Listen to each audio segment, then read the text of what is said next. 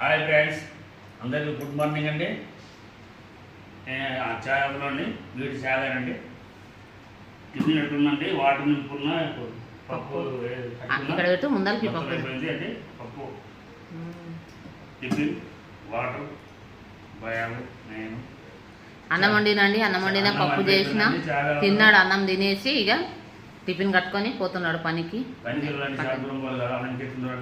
7:04 తొందరగా లేస్తాడు మళ్ళీ వండుకుంటాడు.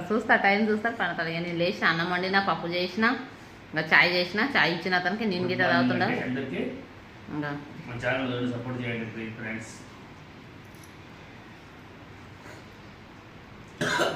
ఇంకా మెల్లగా వేడిగా ఉండదు అది. మెల్లగా 2 లీల బాటిల్ తీసుకొని పోతున్నాడు పనికి. బాయ్.